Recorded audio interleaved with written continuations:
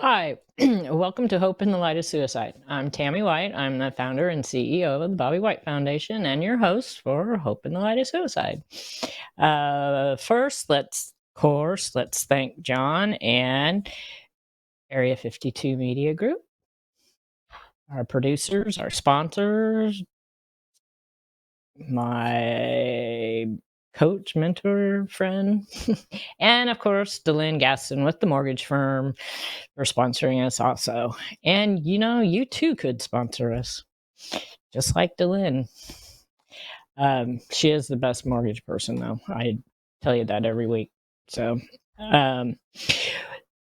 last week we had our guest Melvin on, and that was really great. It was our first guest with our new setup here, and talked about, he of course was a Navy veteran, and we talked about his new nonprofit to help veterans in the Tampa Bay area, Stairway for Heroes, and they have their first inaugural event coming up May 16th and 17th. The launch party is the 16th at 5:30, and golf tournament is the 17th. I can't make the launch party because that's the date of our first support group, but I'll probably be down there volunteering. I have some other friends that are playing in the golf tournament. So that's his inaugural event, and I'm really proud, and we want to support him. I met his wife the other night. He didn't tell me last week was his birthday, and we had kind of a mini birthday party for him, and I got to meet his wife. Super, super sweet gal.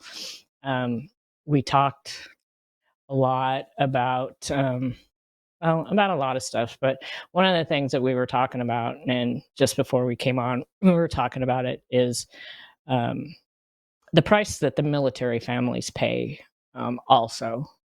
And and I've had this discussion before with some other people and some research that I do all the time, that the mental health and suicide rates for it's not just the veterans, the enlisted veterans themselves, um, that pay this huge price. It's also family members, and when the suicide rates for the military is calculated or given out, or whatever, released, it does not include military family members that have taken their lives. That's something that is so underreported, and her and I are going to meet up again, and we're gonna have some talks and see what we can do together. As of course, we have MacDill Air Force Base here, and I have a really great contact at James Haley, our Veterans Hospital. Talk to her about it also. But I've been thinking about this like all week, and I had mentioned it before last week. We were going to discuss self-worth and self-confidence. It's something that I have struggled with tremendously since losing Bobby. And April is always really hard for me anyways.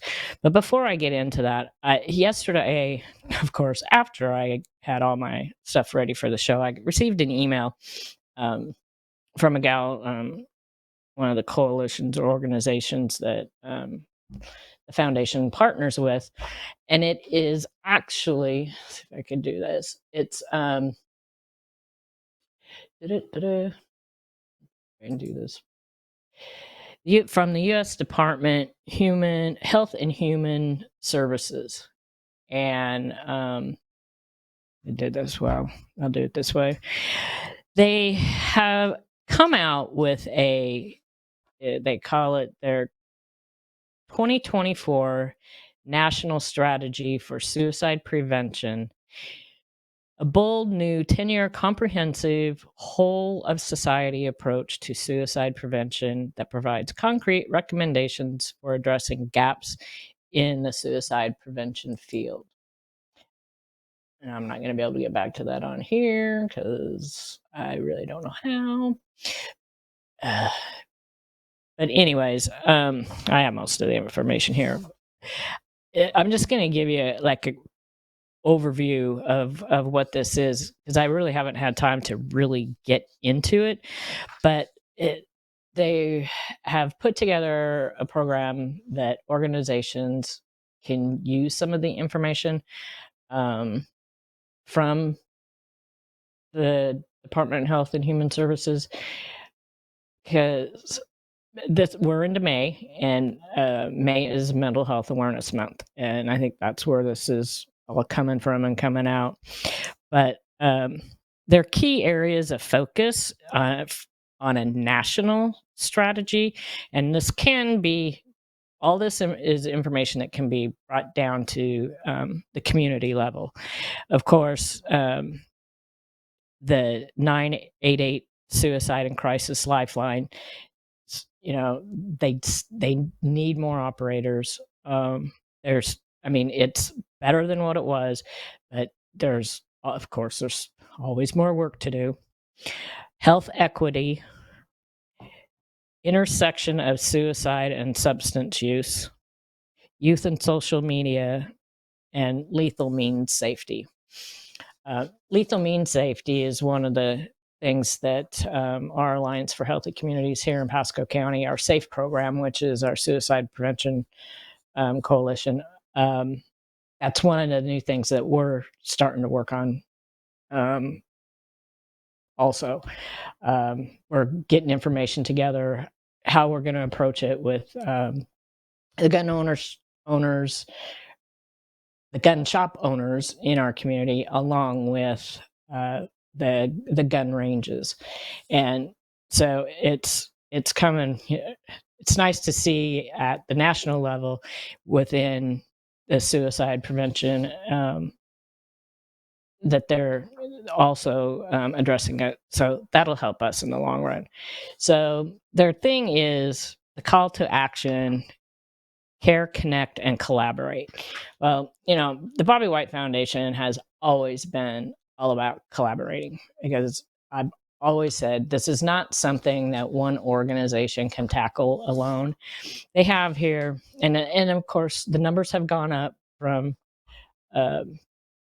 past information, but in 2022, more than 49,000 people in the United States alone died by suicide. That's one death every 11 minutes. And we saw this coming back when COVID started, that was just going to increase. And of course, it has. Both it exacerbated mental health and drug use overdoses. So they want to ensure that there's gaps in all the systems, but they want to try and fill these gaps. It's the first ever federal action plan to accompany the national strategies for suicide prevention. They have four strategic directions. One is community-based suicide prevention. Comprehensive approach to suicide calls for communities to select, implement, and evaluate a range of strategies to address the many factors associated with suicide at the individual, relationship, community, and social levels. Then strategic direction number 2, treatment and crisis services. That's huge because it just, yeah. Preventing suicide requires making sure those at risk of suicide get connected with the proper treatment and services they need. And sometimes they can get them the initial contact and the initial help, but what where there's a huge gap is in the aftercare, the follow-up. And it's both with providers and the person themselves, because sometimes they'll just stop and they won't continue with the care. The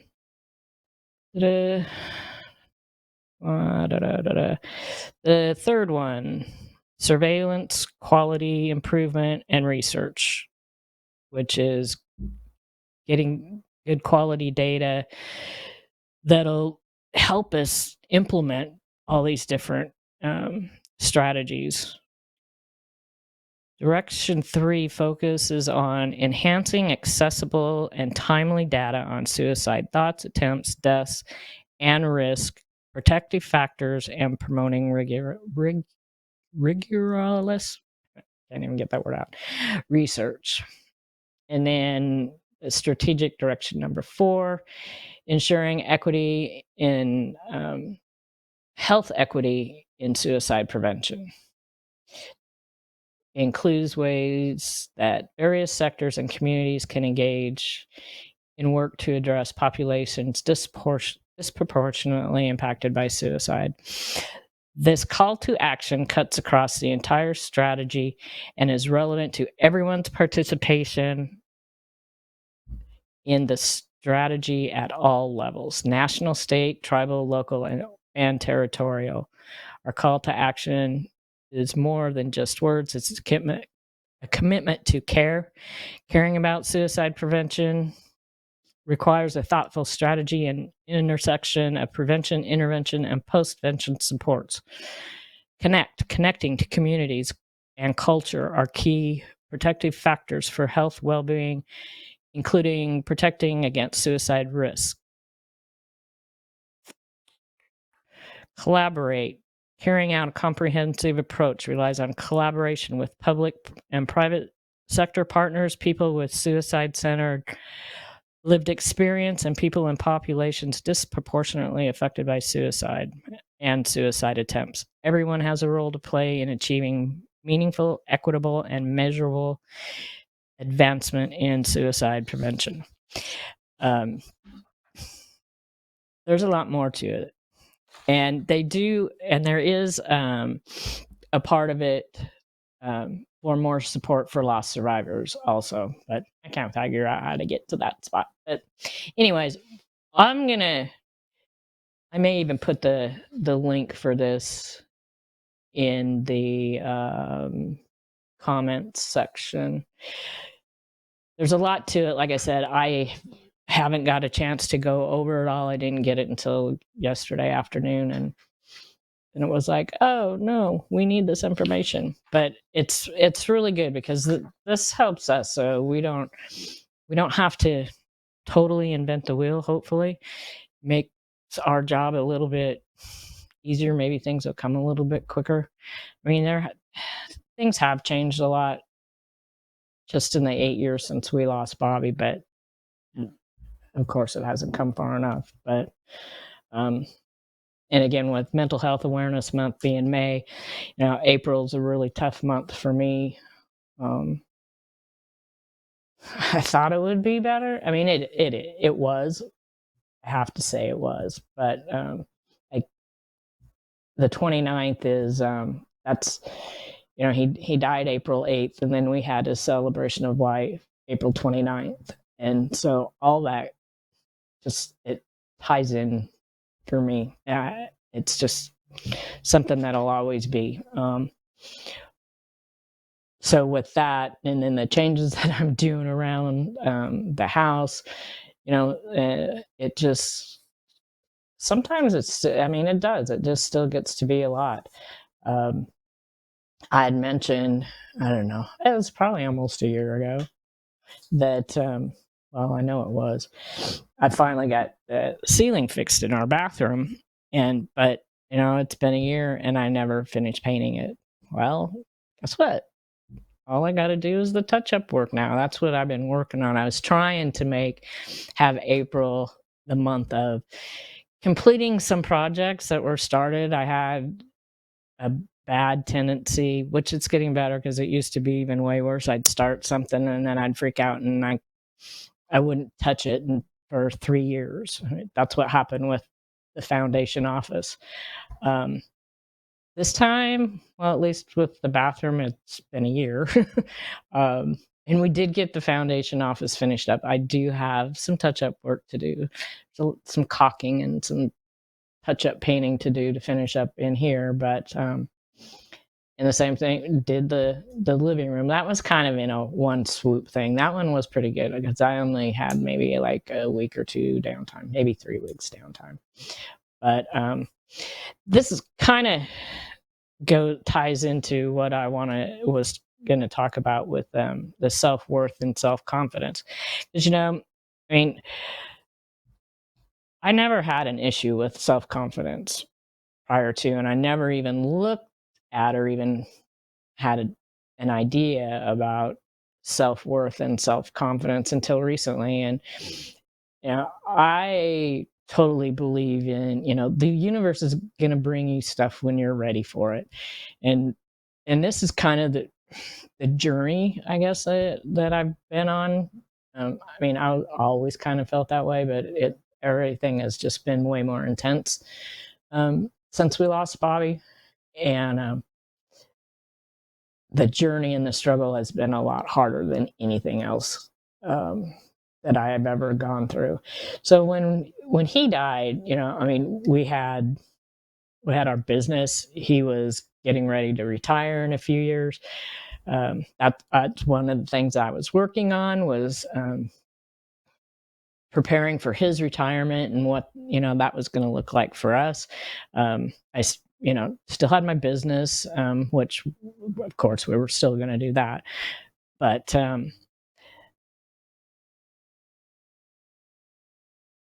his death it brought me to my knees. I lost all self-confidence, and doing some reading, self-confidence part, they say that comes from outside of you. That's what goes on out here. That's where you get your self-confidence, is from accomplishments or things that you're doing. Your self-worth, that's on the inside. That's inside of you. And I never even really thought about that until recently, doing some reading, which I read a lot or listen to books a lot also. But I do read a lot and doing research for the foundation and what we do. And I lost that too, not even knowing it. And I think that with a suicide loss, sometimes can be very common, because especially for those of us that maybe there were no notes there, we don't know why, and we live with that forever, as long as we're physically on this earth. And we put a lot of blame and guilt on ourselves. It's like our love wasn't good enough. Our love wasn't enough for them to keep them here. And I know I'm not the only one that struggles with this. But I know that my husband loved me. I know that he didn't want to be a burden, even though he wasn't. But that's what he felt like at times with his MS when he would have flare-ups. But he wasn't diagnosed with MS until we were together for a few years. But he had been diagnosed before we were married. So basically, I knew what I was getting into. But we didn't know, what the MS journey was going to bring us. We were fortunate, extremely fortunate, that it was 25 years since he had been diagnosed before he died. And that's a long time for somebody with that disease. And he worked up until the day he died.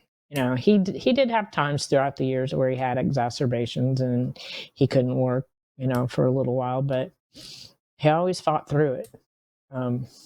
I guess until he decided that he wasn't going to fight through it anymore. But that is where, we take on that guilt. And it's really, it's not fair really that we do it to ourselves. But, also with society and the stigma that I think that's where, even some of it comes from that. You lived with this guy for 30 years and you didn't know he was going to kill himself? No. Or, and parents, they, I just couldn't imagine. And unfortunately, now with this journey, I do know several people whose children have taken their lives. And, it's, and this is, what they tell me, and this is the guilt that they feel that, parents are supposed to be able to protect their children, and they weren't able to protect their child from this through no fault of their own, but this is what we do. So we really need to give ourselves some grace. Way easier said than done. Way easier said than done. But it's something that I've been working on a lot, because the journey continues. It changes. I'm not the same person I was 8 years ago. I'm not the same person I was 5 years ago. I'm not the same person I was a year ago. But that is because I am trying to continue the journey, continue to grow myself, to give myself some of that grace and live life again. It's funny because we don't ever, we're harder on ourselves than other people are. And I'm as guilty as anybody. And fortunately, I have an awesome neighbor and some friends, one of them behind the technical stuff here, that, they remind me that all the things that I have done, what has been accomplished, how far I have come since losing Bobby. I was at a celebration of life for a friend of mine who lost her husband in December, and they're one of our mutual friends. She's seen me through this whole journey. She's just a business person in the community that I know, and I knew her a little bit prior to Bobby's death. But every once in a while, she'll make the comment about the changes in me since Bobby first died to now, and all the things that we're doing. And I guess in some of the things that I read, it's like when you're about ready to have a really good breakthrough is when it gets to be the hardest. But I feel like it's been that way for 8 years. every time it's a new thing. But so as far as like the things, I'm trying to pull this up so I can remember what I wanted to talk about here. Is we have Art for Hope coming up. But first, because that doesn't even really happen first, May 16th is our first support group for lost survivors in Pasco County. And it's going to be at the Gulfview Square Mall Event Center. It's the first time we've had a group like this in Pasco County. Hopefully soon we're going to have one in East Pasco also. So if anybody has any questions about it, you can just show up, or if you want to call or email me, that would be great. We have the information on all our social media stuff. And it's going to be a monthly group. So, and I think I'm putting together a private Facebook page for that. So also we have Art for Hope coming up. We do have our sponsor sheets available for that. I'll put that in the comments. So you can sponsor Art for Hope. It's going to be probably a little bit bigger this year. So I'm also going to be setting up, it's free to attend. It's still going to be free to attend, but we are going to recommend that people sign up through Eventbrite. So we kind of have an idea of how many guests we're going to have. We're going to have a couple keynote speakers. Basket raffles are always huge. We have art. A couple of the pieces of art that I have available is Miriam's Tea Party and Harry's Lodge Party. They're really fun old people and cat pieces. Let's see. So, and that's coming up in September. It's National Suicide Prevention Week, and it's our 7th annual. I can't believe that we've been doing this for 7 years. So, our quote for today is, please repeat after me. I am unique. I am special. I am worthy. I am enough. You have self-worth. Build your self-confidence. Keep those numbers in your phone, 988. And remember, there's always hope. Thank you.